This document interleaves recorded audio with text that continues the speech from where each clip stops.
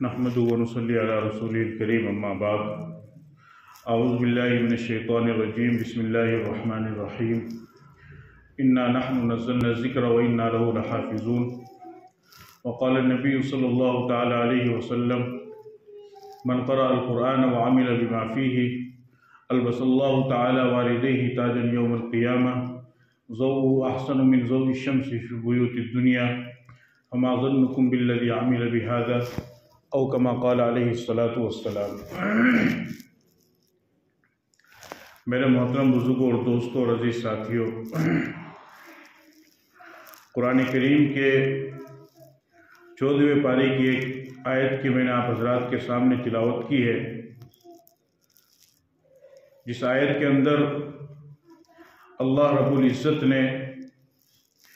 اپنے پاکیزہ کلام، اپنے مقدس کلام، اپنی مطہر کتاب یعنی قرآن کریم کی حفاظت کے متعلق بیان فرمایا انا نحن نزلنا الذکر وانا لہ لحافظون، کہ ہم نے قرآن کریم کو نازل فرمایا اور ہم ہی اس کی حفاظت کرنے والے ہیں۔ ایک مسلمان کا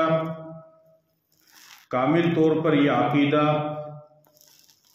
ہونا چاہیے اور ہوتا بھی ہے، اور اس کا اس بات پر پختہ یقین ہونا چاہیے کہ جس چیز کی حفاظت کی ذمہ داری اللہ رب العزت لیتے ہیں تو ساری کائنات مل کر بھی اس چیز کو نہ مٹا سکتی ہے، نہ فنا کر سکتی ہے، نہ ختم کر سکتی ہے۔ تاریخ کا جب آپ مطالعہ کریں گے تو تاریخ اسلام کے اندر بے شمار واقعات آپ کو ایسے ملیں گے کہ جب ساری مخلوق، پوری قوم، پورا کنبہ، پورے رشتہ دار، پورے خاندان، ساری برادری کے لوگوں نے مل کر کے کسی کو مٹانا چاہا، کسی کو ختم کرنے کا فیصلہ کیا، لیکن اللہ رب العزت نے جب ان کو بچانے کا فیصلہ فرمایا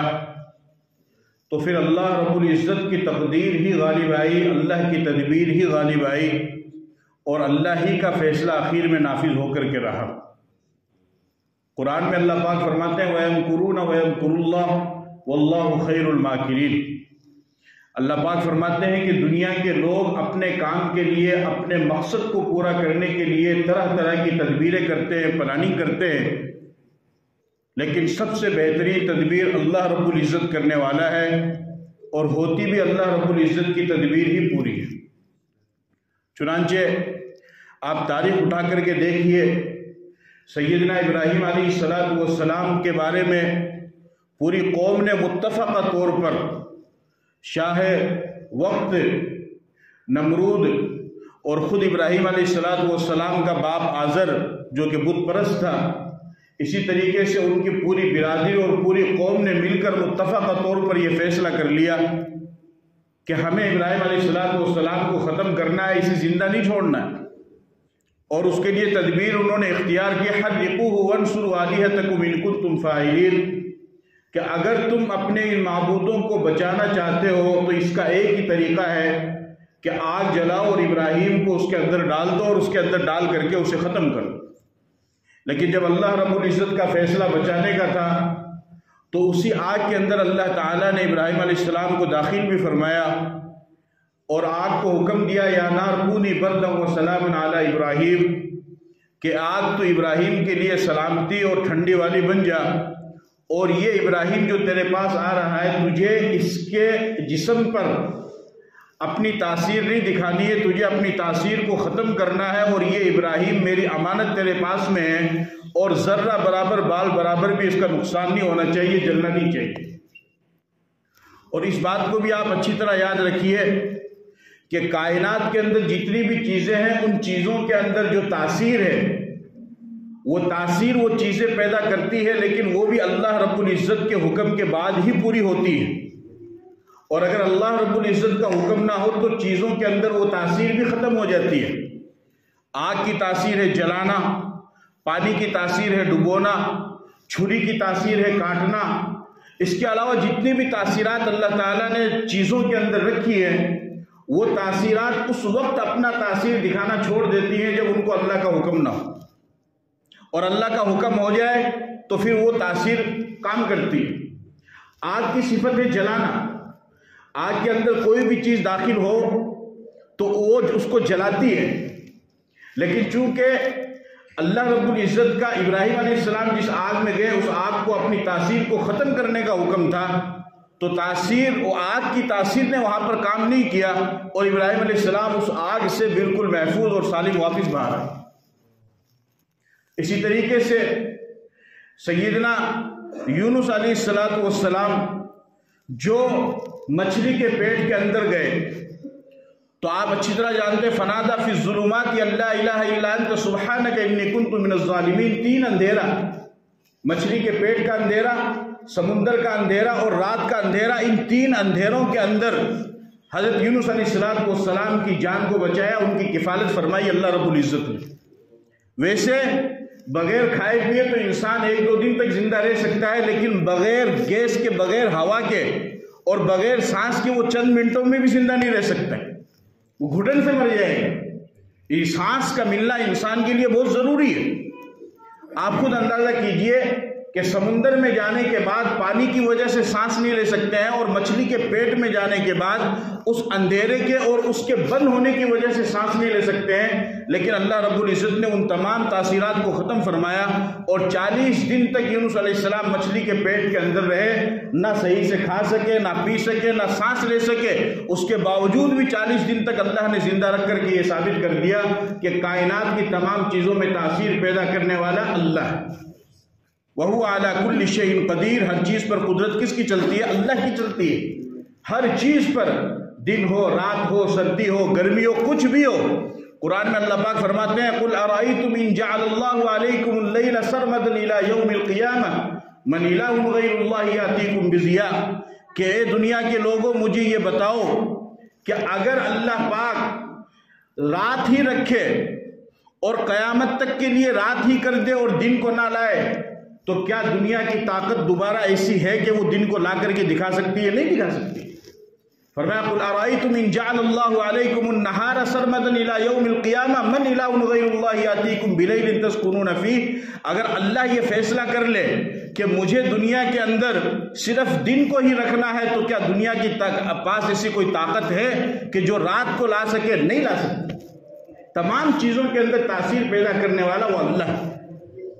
خود ہمارے نبی پاک صلی اللہ علیہ وسلم نے جب دعوت تبلیغ کا کام شروع کیا اور لوگوں کو سمجھانا شروع کیا، لوگوں کو بتانا شروع کیا، تو پرائے تو دشمن ہوئے، اپنے بھی دشمن ہوئے اور سازشیں کرنے لگے، مارنے کی، ختم کرنے کی۔ وَإِذْ يَمْكُرُ بِكَ الَّذِينَ كَفَرُوا لِيُثْبِتُوكَ أَوْ يَقْتُلُوكَ أَوْ يُخْرِجُوكَ، کہ محمد کو ختم کر دو، اس کو مکہ سے نکال دو، اس کو قتل کر دو۔ یہ ہمارے معبودان باطلہ کو برا بھلا کہتا ہے، اور ایک وحدہ لا شریک لہ کی عبادت کرنے کے لیے کہتا ہے اس کو مٹا دو، ختم کر دو۔ لیکن اللہ کا فیصلہ کیا تھا؟ اللہ کا فیصلہ یہ تھا کہ نہیں، مجھے اپنے محبوب کو بچانا ہے۔ چنانچہ ابو جہل ساری قوم کو لے کر کے آیا اور آپ کے گھر کے باہر کھڑا کر دیا، اور وجہ یہ تھی کہ جب سب لوگ مل کر کے ایک ساتھ اس کے اوپر حملہ کریں گے تو کسی ایک برادری والے کا نام نہیں آئے گا، اور سب لوگ ہم مل کر کے دیت ادا کر دیں گے، جو بھی دیت بنے گی، اور جب ایک ساتھ قتل کریں گے تو قصاص میں بھی کسی کو نہیں قتل کیا جائے گا۔ یہ ان کی منشا تھی۔ حضرت جبرائیل علیہ السلام نے پیغمبر کو ساری بات بتلائی کہ ایسی ایسی دشمن سازش کر رہے ہیں، وہ باہر کھڑے ہوئے ہیں۔ اب ہم جیسا اگر کوئی آدمی ہوتا تو ہم تو یہ کہتے کہ دوسرے راستے سے نکل جاؤ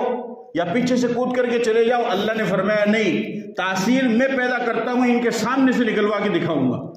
چنانچہ اللہ کے نبی صلی اللہ علیہ وسلم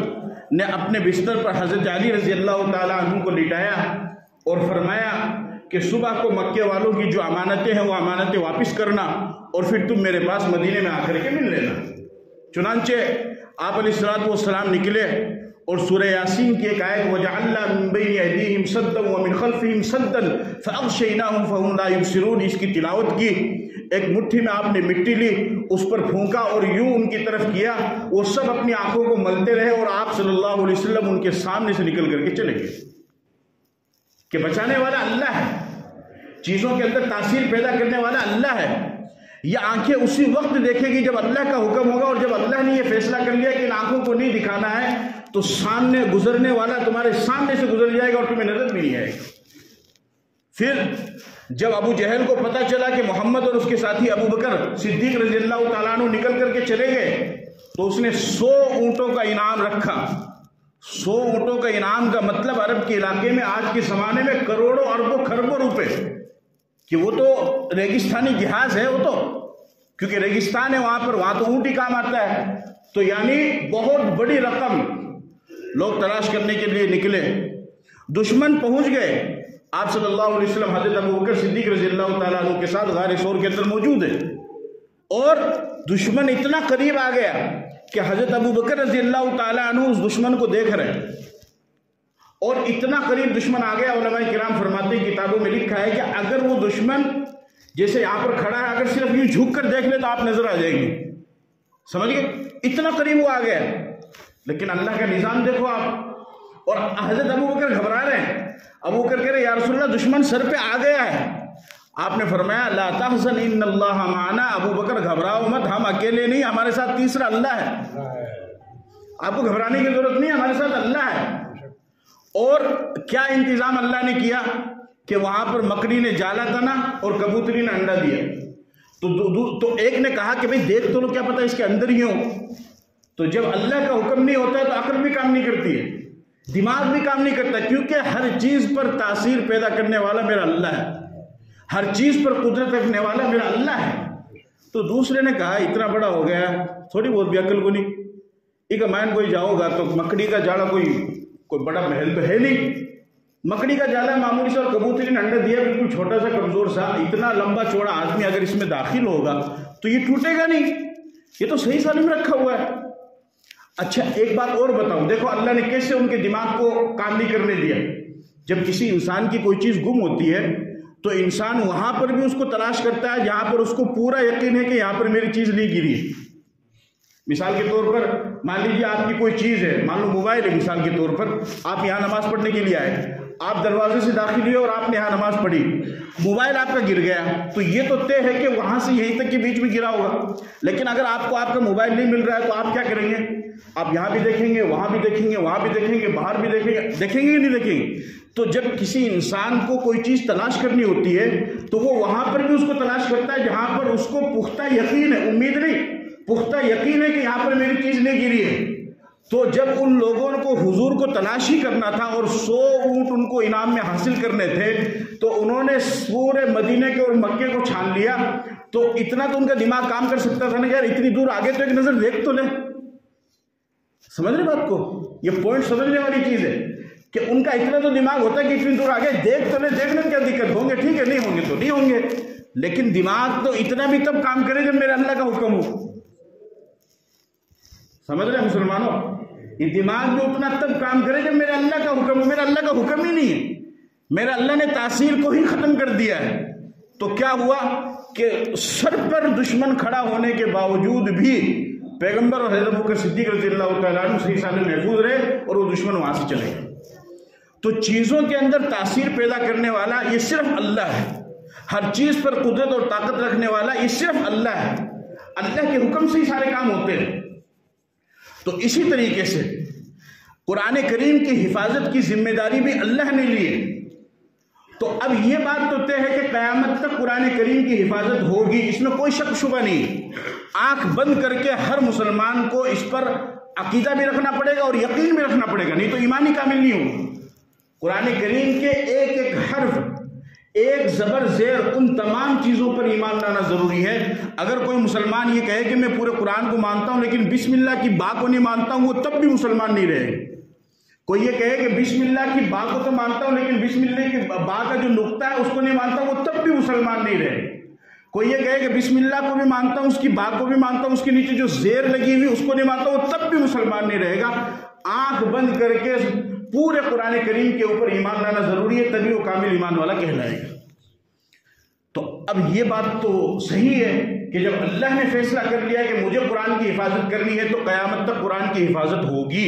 یہ تو طے ہے۔ اب یہاں پر ایک سوال پیدا ہوتا ہے جس کے بارے میں مجھے اور آپ کو غور و فکر کرنا ہے۔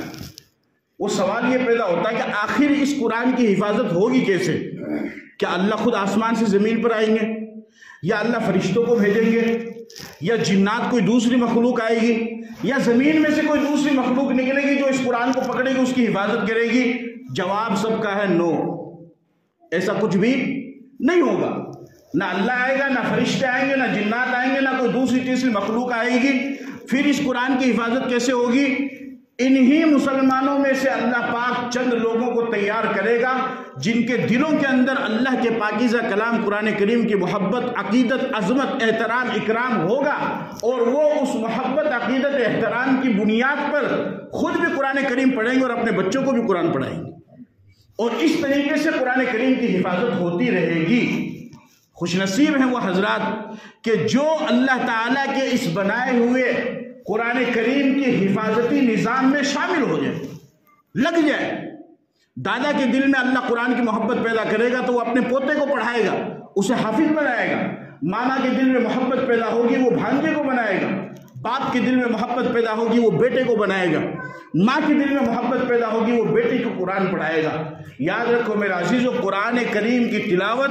کرنے کی وجہ سے گھر میں برکت آتی ہے، رحمت آتی ہے، اللہ کا نور آتا ہے، اللہ نورانیت آتی ہے، اور اللہ کی رحمت نازل ہوتی ہے، اور چھوڑنے کی وجہ سے مصیبتیں آتی ہیں، پریشانی آتی ہے۔ آج ہمارے پچھڑنے کی اور ہمارے پیچھے رہنے کی اور ہمارے اوپر اتنی بڑی مصیبتوں کے جو پہاڑ توڑے جا رہے ہیں، یا ظالم حکمران جو ہمارے سروں پر مسلط ہے، اس کی ایک ہی وجہ ہے، اور وہ یہ ہے کہ ہم نے اللہ کے پاکیزہ کلام قرآن کریم کو چھوڑ دیا ہے، اس پر عمل کرنا بھی چھوڑ دیا، اور اس سے زیادہ حیران کی بات یہ ہے کہ اس کی تلاوت کرنا چھوڑ دیا۔ آپ کی دوسری عبادت آپ کو مبارک ہو، آپ کی نماز، آپ کا روزہ، آپ کا ذکر، آپ کی تسبیح، اور آپ کے جو اشراق پڑھنا، آپ کا چاشت پڑھنا، آپ کے عمرے کرنا، آپ کے حج کرنا، قربانیاں کرنا، ماں باپ کی خدمت کرنا، جتنے بھی نیک اعمال ہیں یہ تمام کے تمام نیک اعمال آپ کو مبارک ہو، لیکن قرآن کریم کی تلاوت نہ کرنے کی وجہ سے آپ اللہ کی نظر میں مجرم رہے، یہ آپ کو سمجھنا پڑے گا۔